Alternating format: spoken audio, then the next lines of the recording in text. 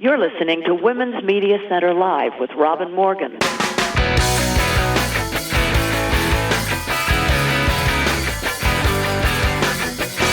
Welcome to Women's Media Center Live. I'm Robin Morgan. And I gotta say, folks, the 2025 is so far not had an auspicious beginning. First, there was the 24 election of Donald Trump, which we are now facing in 25, and foreseeably thereafter, so help us God, with all the attendant outrageousness. Then there's the California blazes. Well, I'll move things around and talk about this first because it's what I'm suffering from. Everybody here on the East Coast, most people are sick with various forms of flu, bird flu, RSV, novovirus, and other viri that have one setting up permanent residence in the bathroom, which managed also to put some pals in the hospital on ventilators and oxygen.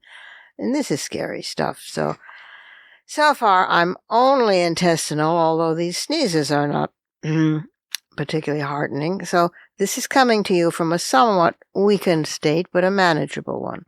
Sorta. And then, or rather, primary, there are the California blazes, which are so horrific as to be historic. Why the media isn't hammering home again and again and again that this is all due to climate change, well, that's a crime.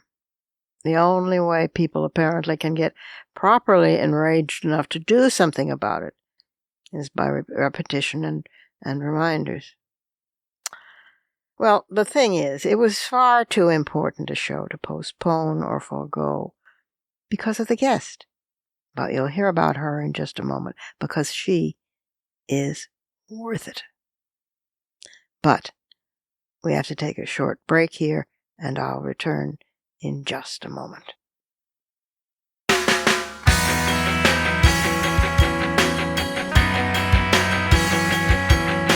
Subscribe to this program on your favorite podcast platform and leave us a review.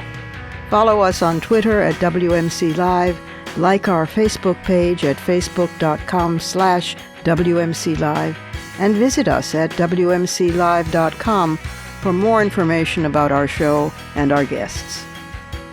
You're listening to Women's Media Center Live with Robin Morgan.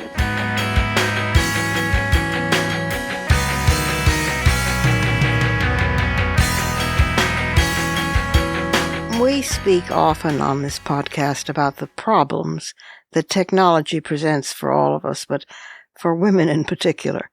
Problems ranging from misuse of the internet and other online access and data to disinformation, invasion of privacy, and so forth. Oh gosh, stalking, doxing, it goes on and on and on. But today, we're going to talk about an organization whose mission is to use technology to empower survivors of sexual violence. Callisto. Callisto is the name of a Greek goddess who was a survivor of rape by Zeus. And we'll talk in a moment about this remarkable organization. It's headed by Tracy DeTomasi, who has held leadership positions over the past 2 decades across the nonprofit sector, where she developed and implemented trauma-informed programming and curriculum. She was instrumental in changing domestic violence laws in the United States, and she's worked on projects globally with the Commonwealth, Ecuador, Australia, the United Kingdom, South Africa, and Ghana. Previously, she was the co-founder of Good People Collective, the interim executive director at No More, and the vice president of Domestic Violence Services at the YWCA. She is an expert on anti-sexual harassment and anti-sexual violence, and she is terrific. Here she is. Tracy, welcome to Women's Media Center Live. Good to have you here. Thank you so much. It's so good to be here. Well, I apologize because it's later than I expected. I know that Callisto, the voice of Callisto, was on. I think it was Jess Ladd, um, one of the founders, years ago when it first was founded, and I got very excited. I mean, it seemed the most dynamic, fantastic idea, and so we had you on, but then we didn't for a while, and I feel very bad and guilty about that. Although I now know that you have interesting, good news about that, and so this is very important. This ought to be front and center on all menus of academia and beyond. So, tell us, for people who don't know, about Callisto. Yeah, and again, thank you for having me on because I do believe that Callisto is so important. So we have created technology at Callisto that helps survivors find out if their perpetrator has assaulted somebody else Yeah. without having to publicly come forward or disclose, which is really revolutionary. So our technology is end-to-end encrypted, so everything is encrypted before it hits our servers, so it's really safe and it's really secure. And what happens is that a survivor with a .edu email address, so anybody in the country and its territories with a .edu email address has free access to this. They create an account and they can use our matching system. And what they do is they put the state where the assault occurred, and that's because sexual assault laws vary by state. They put in a unique identifier of the perpetrator, so the perpetrator's social media handles, email address, or phone number. And that's what we use to match on. So if two people put in the same Instagram handle, for example, they're going to be matched. They're not going to know it right away. It's not like a dating website or dating app where there's going to be a match right away. And that's for safety reasons. But what we do is we assign that case to a legal options counselor who is a confidential, trauma-informed advocate who reaches out to the survivors separately and asks if they want to chat. Everything is in the hands of the survivor. We put the survivor first and they get to lead the way. And if the survivors want to chat, they do so separately and they ask questions. They tell what happened to them and they say, what are their legal options? What are their mental health options? What any questions that they might have about the criminal justice system, the civil justice system, about reporting to Title IX. And then if it's safe to do so, and after going over all of the risks, the survivors can connect and the legal options counselor can work to connect the survivors for them to pursue healing and justice, whatever that means for them. So we don't report to police or Title IX. The survivors can do that if they want, because we know that can be really traumatizing. So we're not going to force survivors to do that. And we don't investigate the crimes. Really what we're doing is to connect the survivors in ways that they've never been able to connect before, so they can pursue their own healing and justice, whatever that means for them. And I think that that's really revolutionary because in the past, it's been journalists who've done that. Yep. The difference is that the perpetrator has to be somebody that the journalist will have a story about. That's and right. There's so many serial perpetrators that aren't headline worthy. Well, yeah, and I mean, what is it? What are the statistics? It's something staggering, like 1 in 4 female students, and I think that's even underreported, have been sexually assaulted, not just harassed, assaulted. And this is the killer: over 90% of these assaults are committed by repeat perpetrators who offend an average of 6 times before they are finished. I mean, that's incredible. And this too is incredible. Go on. Talk about all the little the baby Callistos that are part of this matching escrow and the records and the security and all of it. We take security really, really seriously. And so we want to make sure that everything is encrypted. So again, we've got an amazing cryptography advisory board that helps us to do the best technology possible and to create the best technology possible.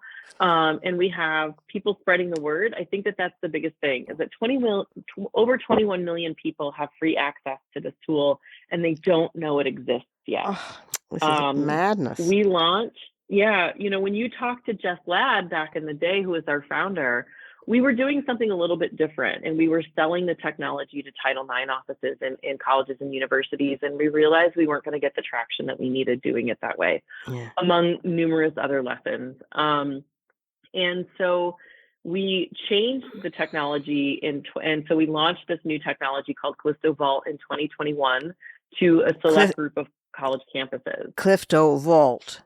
Is that what you said? Callisto Vault. Right. Mm-hmm. Go on. And because we found matches, and because we found cross-campus matches, we knew that it worked.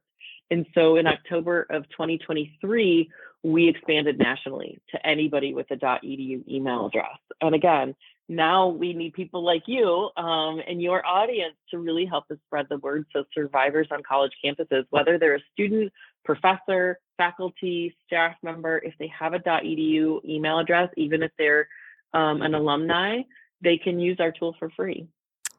This is magical. I mean, this is amazing, because, excuse me, we go around bemoaning the fact that, the technology is against us, and so much of the technology is against us.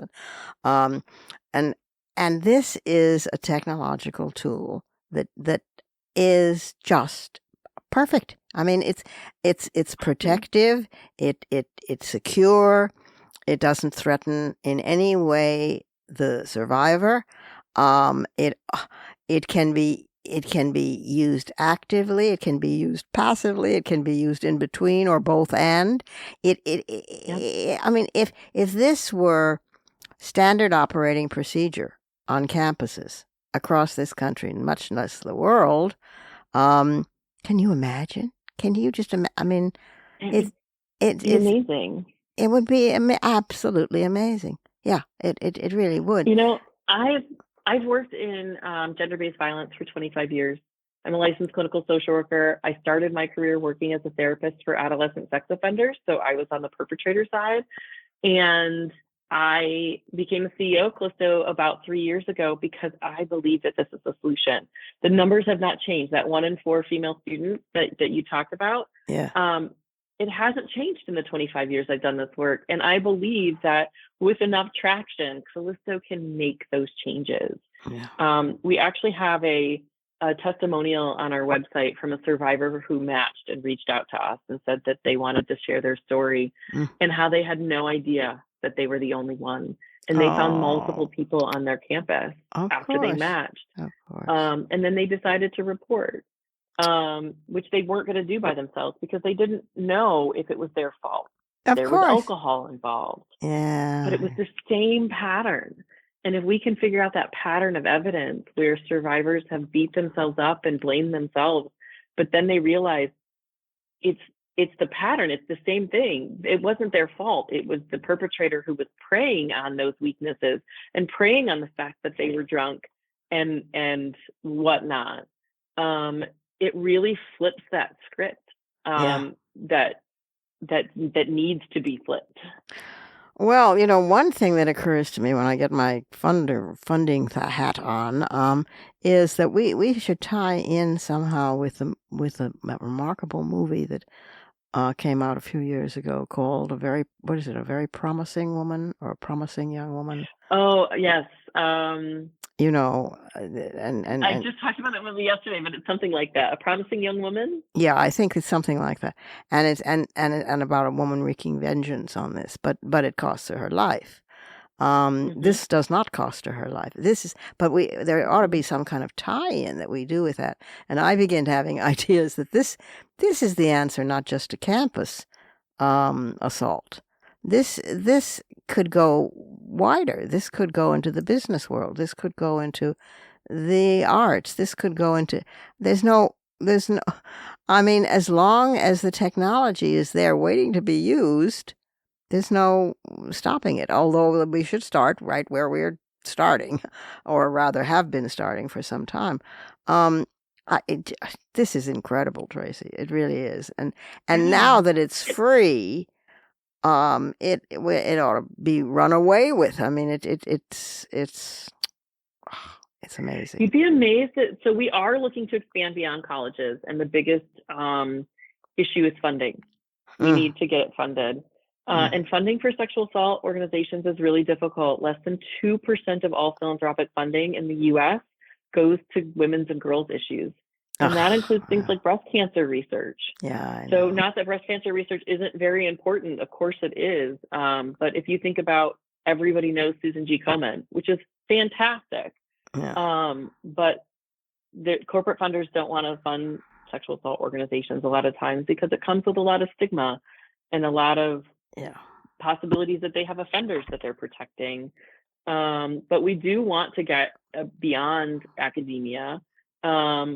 But we also need more people to know about the work that we're doing now and to help fund it, because there is a funding crisis right now. Of course there is. Of course there is.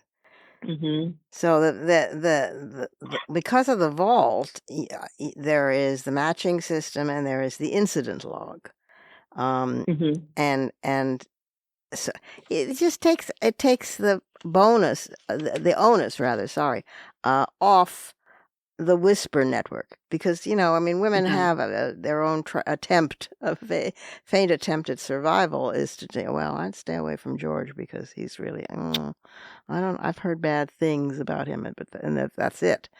But this this is solid, and only less than 0.25% of assaults result in an arrest or a felony conviction. So these guys really, really get off. I mean, it's a wide open terrain for them to just take over who they want, which is what that film does brilliantly. I don't know. I think we ought to have a series of have the film and have a series of, because wasn't she nominated for an Oscar, the actor who played the main role? If she wasn't, she should have been. Yeah, it was. Yeah, you're right. Yeah, it's of course no help that I can't think of the name of the film, but it's something like A Very Promising Young Woman, or A Promising Young Woman, and it is precisely about this. This is what it's about. Oh my God, it's amazing. So you're based in where? In California? Our company is based in California. However, we are a fully remote team. So we work all over the country, and we have staff members all over the country. We're a pretty small team, but we always say we're a small and mighty team, because we want as much of the funding as possible, to really focus on the tech. And so, which is also why people haven't heard of us yet, because we haven't really done a huge marketing campaign, because it's challenging. There's, in our social media, we would love anybody to follow our Instagram at Callisto. But a lot of people don't want to follow it because it's triggering. Survivors don't always want to follow it. People want viral dances and kittens and puppies. They don't want to deal with something like this. And so it can be difficult for people to want to share. It feels like it outs them as a survivor. But when we went through a big funding crisis in the fall, people really started to share, and they understood the importance of it. And so if all of your listeners could go, just like our page, that helps us so much. Get the word out, or to start talking to people about it, to say, do you know about this resource? One survivor a couple of years ago said, we need at least one person in every friend group on a college campus to know about Callisto, because that's who they're talking to when something bad has happened. They don't know if it's sexual assault or not. And the one great thing about the technology too is that it prevents false accusations. People are always worried about false accusations. No, exactly. They're minimal at best anyway. But not only is the survivor's information protected and encrypted, the named perpetrator is also protected and encrypted. And when they meet with the person, the legal options counselor, that's all protected under confidentiality. So that person cannot share anything about that perpetrator. So the only person that's going to share anything about the perpetrator is the victim themselves.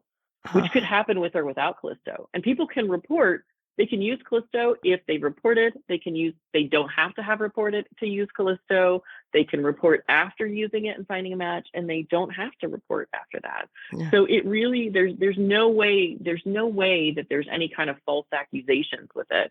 And when you have two strangers name the same person and they match, that chance of that 5 to 8% chance of it being a false accusation goes down to basically nothing. Of course. Of course.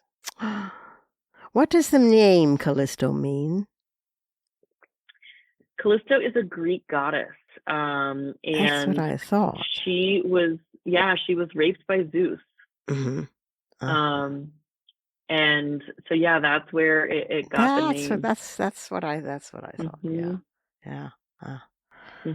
It's just well, it's dynamite. It's just fantastic, and we've got to get you the attention that this deserves, and build it out from there, because it's too good not to get that attention, and it's too good not to have a major story in the New York Times and on, God help us, Meta and all of the online platforms, and oh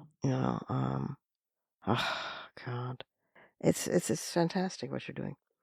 Well, thank you, Tracy, so much, and for everything that you're doing as well, because I know that the team that does this and has been doing this for quite a while already now,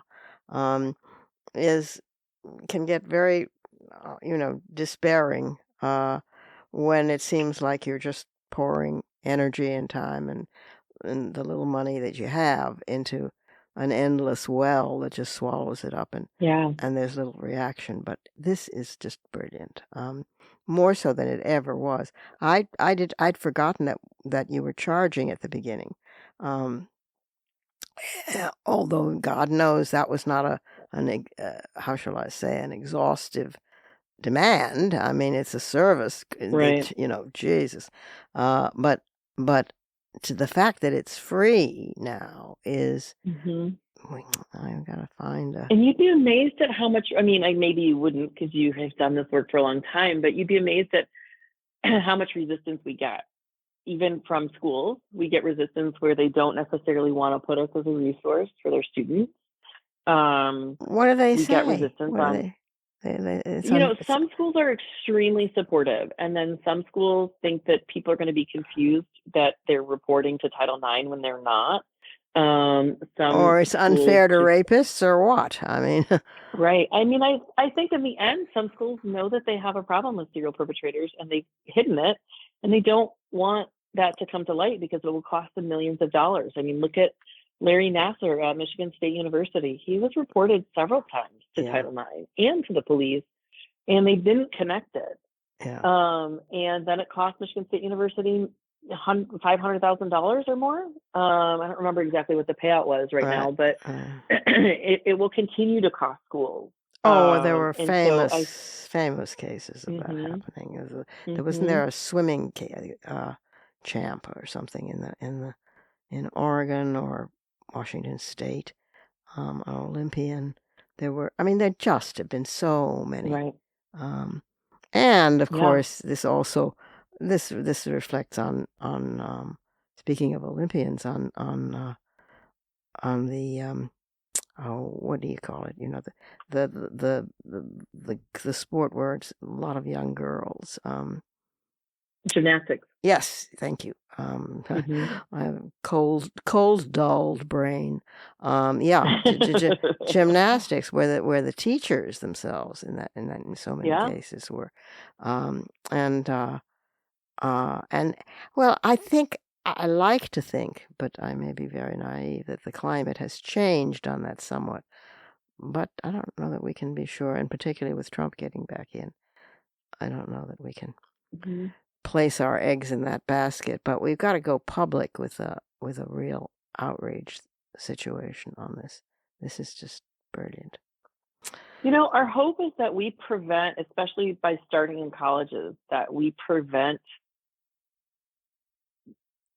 and hold perpetrators accountable before they get into positions of power where they're untouchable. Yeah.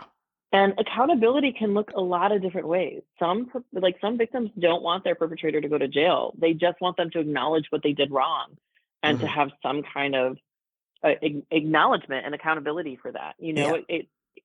It can range a lot of different things. And of course, some victims want their perpetrator to be in jail. Of course, absolutely. Yeah. But if we can hold them accountable prior to having them continue to offend into into adulthood and in the workplace and everything, we wouldn't have all of these perpetrators in positions of power like we do. Exactly. It's a deterrent as well as anything else that it is. I mean, or everything else that it is. It's just incredible. Well, it's called Callisto, and it's the website is what? ProjectCallisto.org. Just Callisto.org. And that will... No, project. It's ProjectCallisto.org. Okay, ProjectCallisto.org. But I'm sure if you put in Callisto, it'll up.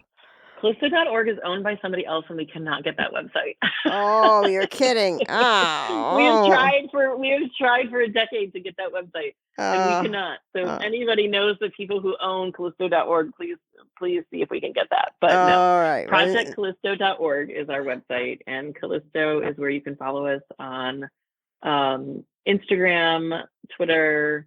We just got a Blue Sky account, Facebook, LinkedIn. And yeah, please follow and share.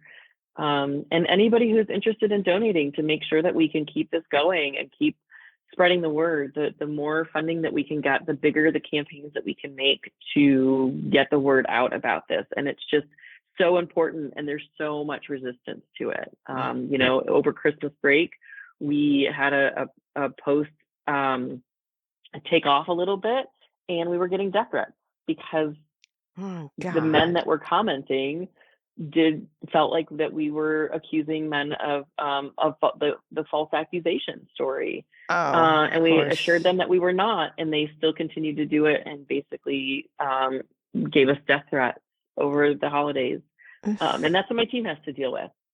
Yeah. And so the more funding that we can get to support our work, the better our campaigns will be, and the more positive feedback that we will get to kind of hush out those people who always seem to troll the comments. Yeah, but we did have one person, we explained to him what it was, and he said, typically I troll the comments and troll reels like this, but I'm not going to because it seems like it's actually a really good product. Like, well, wow. Thanks. So it's working, A mensch, a real human being got into the mix. God. But that's fairly rare online these days, and so what you have to put up with is quite substantial. And you deserve all the support, financial and emotional, that you can get. So I'm going to come back regularly to you guys, or not guys. Thank you, you women. And it gets in your head, no matter what you do. And we'll stay on this story as it develops. And thank you for everything that you do. My God, Tracy. And thank the team, please, because they're keeping us going, and they're keeping. I certainly mention it in speeches, but that's that's a drop in the bucket. So I'll mention it more and spread the word, and thank you, because you do great work. Take care. Thank you. We have to take one last break, and then I'll return with some fighting words. Damn right.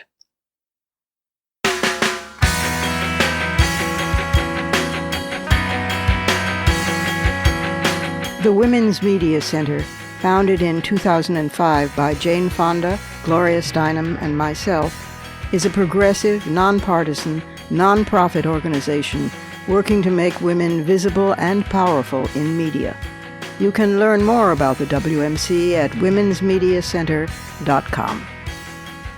You're listening to Women's Media Center Live with Robin Morgan.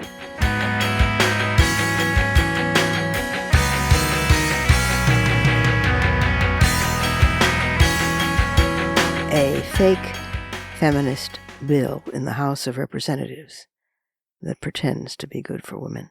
Those are fighting words.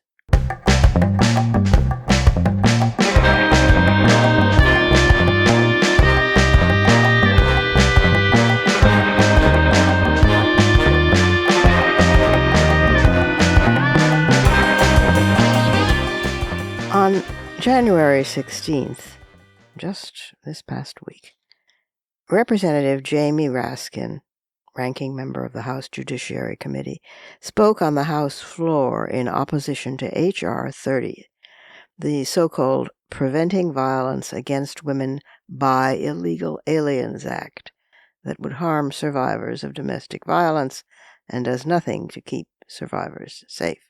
Now, I confess that I am a pushover for Raskin because he's so smart. He's a constitutional scholar and a sweet man. And everything that comes out of his mouth, so far at least, has been gold. So here are some of his remarks on the House floor today.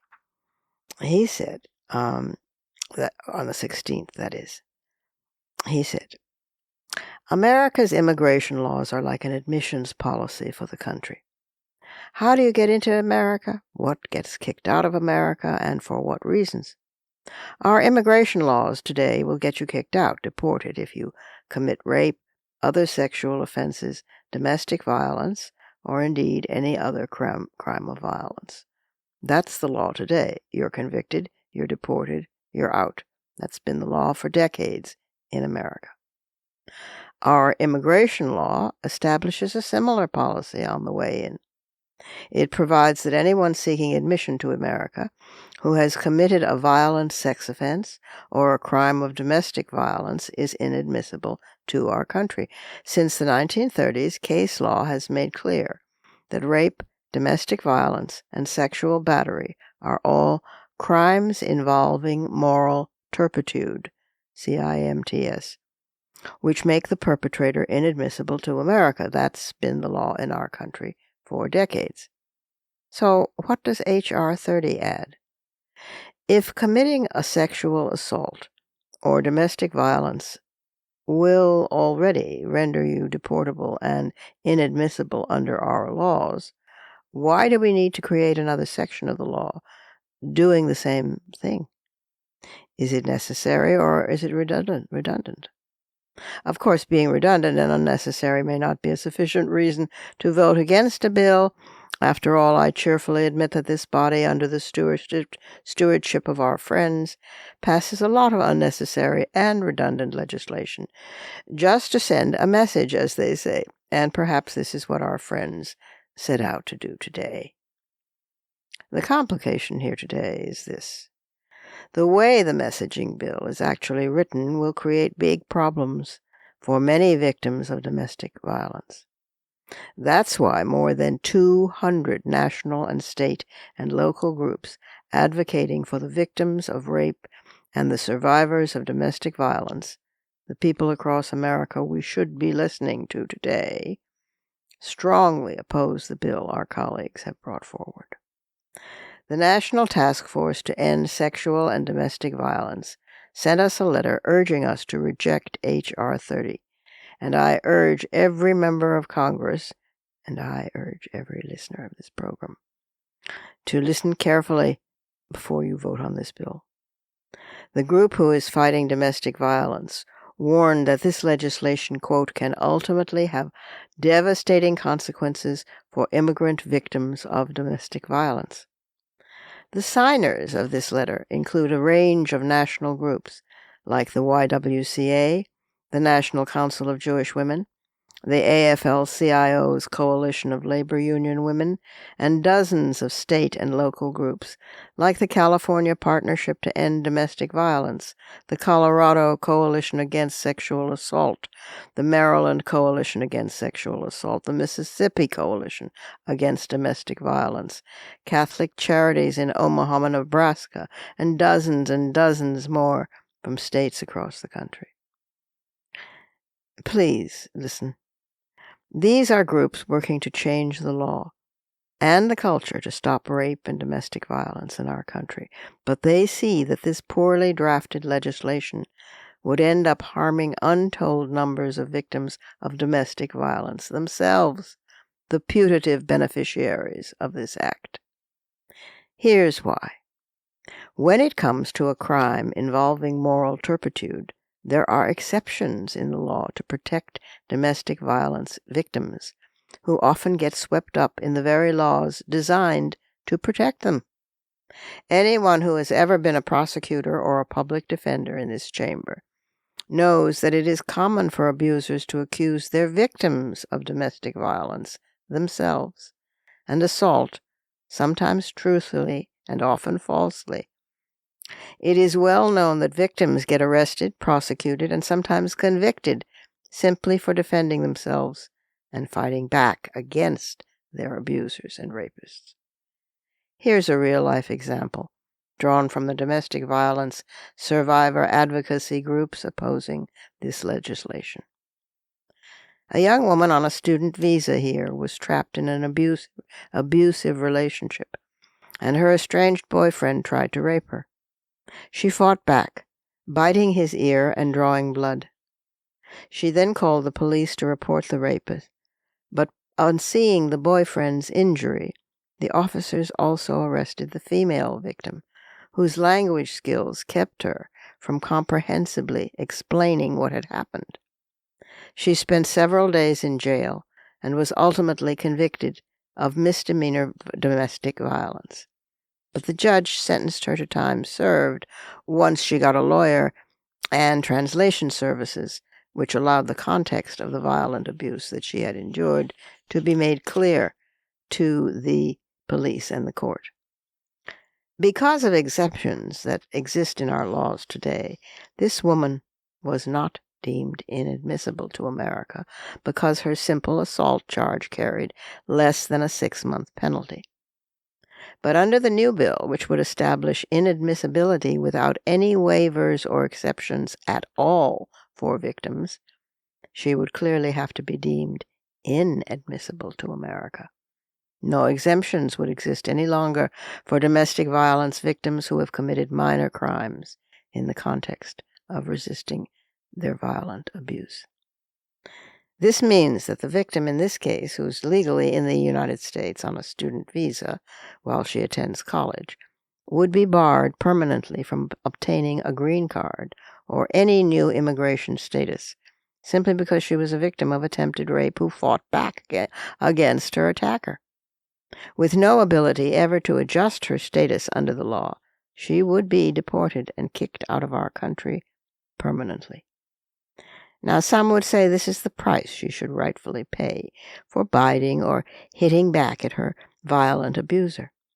But do we really want to say that we would not want our daughters, our sisters, our mothers, and I would add, ourselves, to do the same in that situation?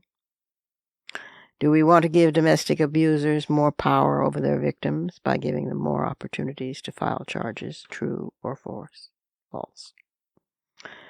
It seems we live in a time, Mr. Speaker, when it is very easy to forgive sexual abusers, assailants, rapists, and sexual harassers, but very hard to forgive their victims for fighting back. Look what's going on across the hallway.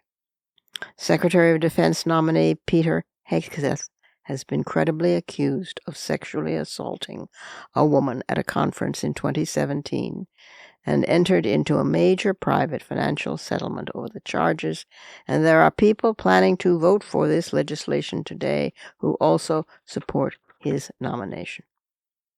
Education Secretary Linda McMahon and her husband were recently sued for failing to act on credible allegations of sexual abuse within the World Wrestling Entertainment Organization. And, of course, the president-elect's initial pick for Attorney General, Matt Gaetz, faces numerous allegations of sex trafficking, a minor, and statutory rape. There are civil adjudications of sexual abuse going on at the very top of the new administration. The law as it stands today, and as we have had it for decades, provides for waivers to protect the immigration status of victims of domestic abuse and domestic violence who are charged with fighting back against their abuser.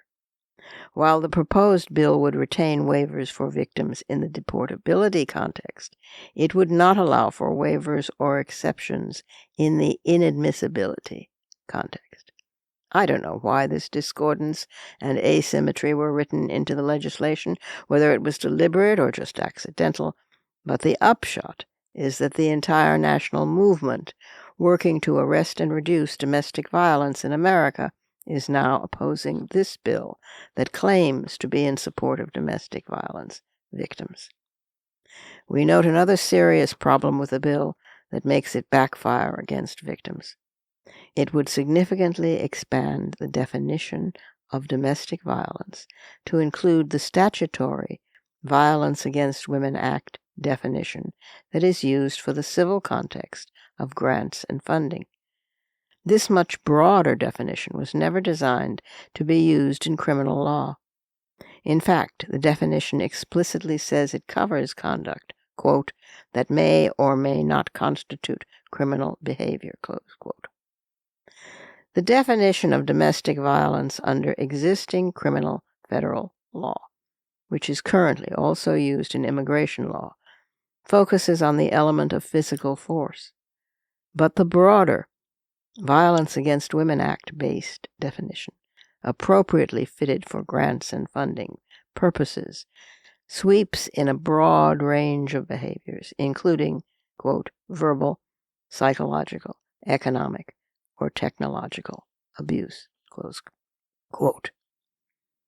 Once again, in the inadmissibility context, this transposition can have severe consequences.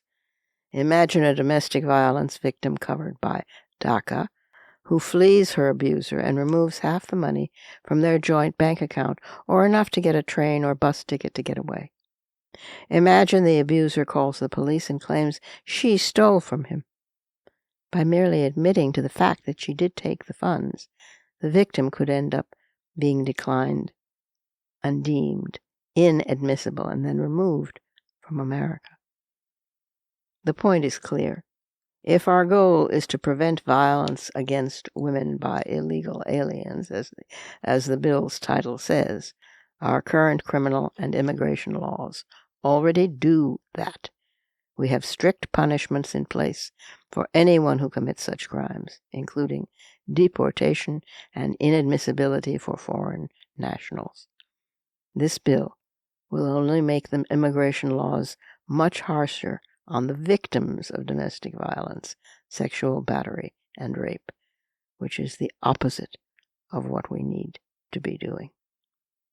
And then he finishes by saying, last year we celebrated the 30th anniversary of the Violence Against Women Act, and we must continue our work to oppose the tyranny of domestic violence over women in our country. I ask the majority to reconsider this legislation and for my colleagues to join us in opposing it. I reserve the balance of my time. Well, Jamie Raskin can have the balance of my time anytime. He's got a very good point. You might drop a note to your representative about opposition to H.R. 30.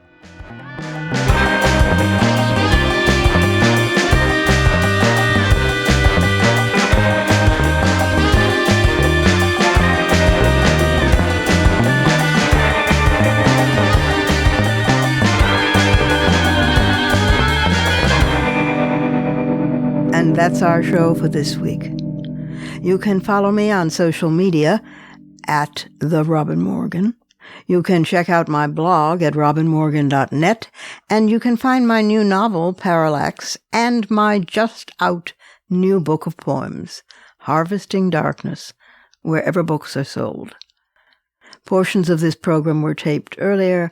Views expressed here do not necessarily represent the WMC.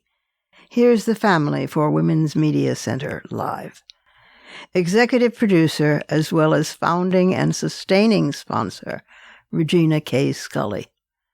WMC president and co-executive producer for this program, Julie Burden. I'm Robin Morgan, your producer and host. Thank you for being with us. Join us next time on Women's Media Center Live.